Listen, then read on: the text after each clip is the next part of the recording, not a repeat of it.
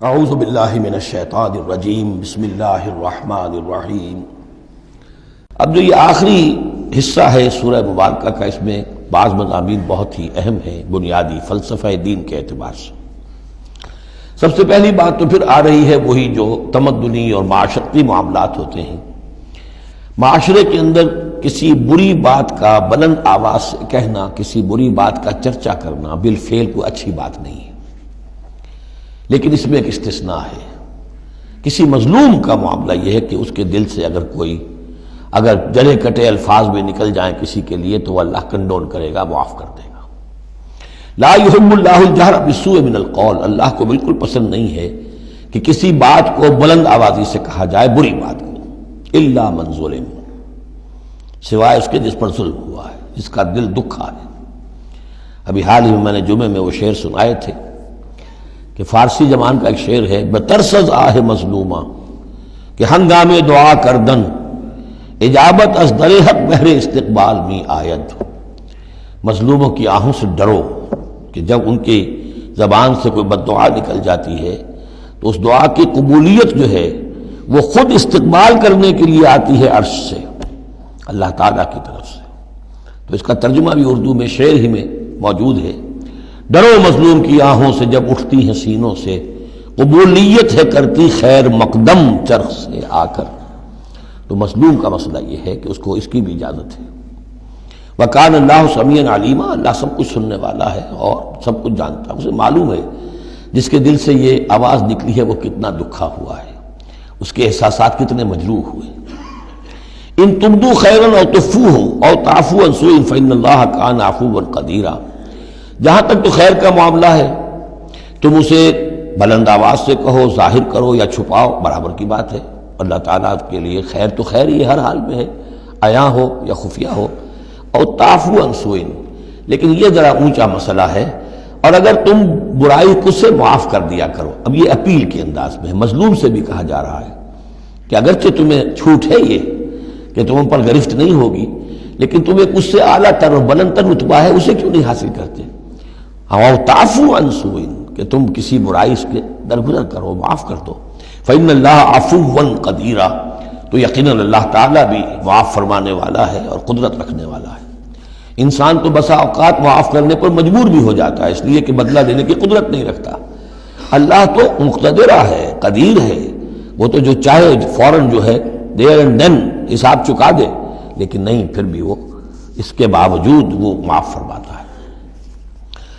اب پھر یہ بہت اہم مضمون آ گیا ہے، وحدت الادیان کا جو ایک بنیادی جڑ ہے، اس کی جڑ کو یہاں کاٹی جا رہی ہے۔ غلط فلسفہ جو وحدت ادیان کا، میں نے آپ کو بتایا تھا کہ فلسفہ وحدت ادیان کا ایک حصہ صحیح ہے کہ اوریجن سب کا ایک ہے، لیکن یہ کہ اب جو شکلیں ہیں ان کی وہ ایک ہے، اس سے بڑی حماقت اور جہالت اور ضلالت اور گمراہی اور کوئی نہیں۔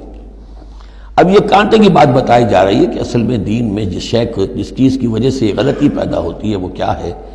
اللہ اور رسولوں میں تفریق پیدا کر دینا۔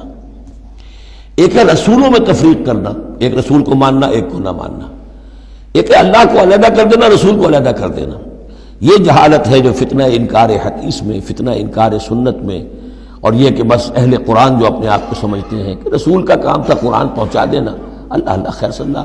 اب اصل معاملہ ہمارا اور اللہ کا ہے، اللہ کی کتاب ہے، ہم بھی سمجھتے ہیں، عربی زبان میں ہے، ہم اس کو خود سمجھیں گے، خود اس پر عمل کریں گے۔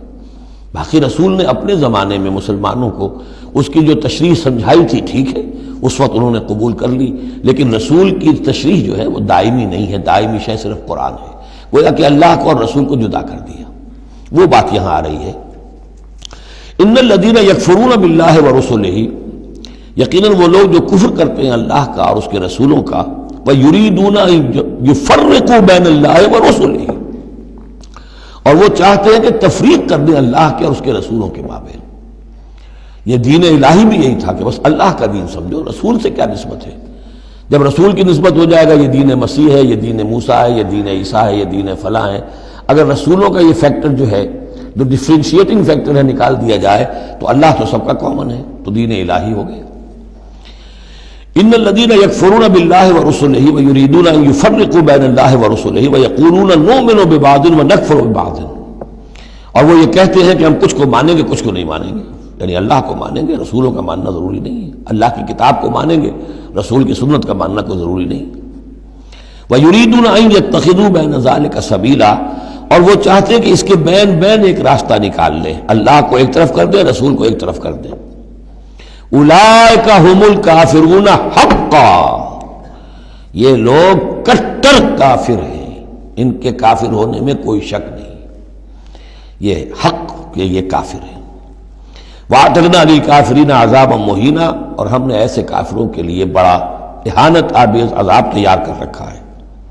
وَالَّذِينَ آمَنُوا بِاللَّهِ وَرُسُلِهِ، اور جو لوگ ایمان رکھتے ہیں اللہ پر اور اس کے رسولوں پر، وَلَمْ يُفَرِّقُوا بَيْنَ أَحَدٍ مِّنْهُمْ، اور انہوں نے ان میں سے کسی کے مابین کوئی تفریق نہیں کی، نہ اللہ کو رسول سے جدا کیا، نہ رسول کو رسول سے جدا کیا۔ ہم تو سب کو مانتے ہیں، لا نفرق بین احد من رسلی، ان کو بھی مانتے ہیں جن کے نام قرآن مجید میں آ گئے ہیں، اور مانتے ہیں کہ اور بھی بے شمار آئے ہوں گے، یقین کے ساتھ نہیں کہہ سکتے، تعین کے ساتھ نہیں کہہ سکتے، یہ معلوم ہے اور بھی بہت نبی آئے ہیں، کسی پرٹیکولر پرسن کے بارے میں یقین کے ساتھ نہیں کہہ سکتے، یہ یقین سے کہہ سکتے ہیں کہ بے شمار نبی اور بھی آئے، رسول اور بھی آئے۔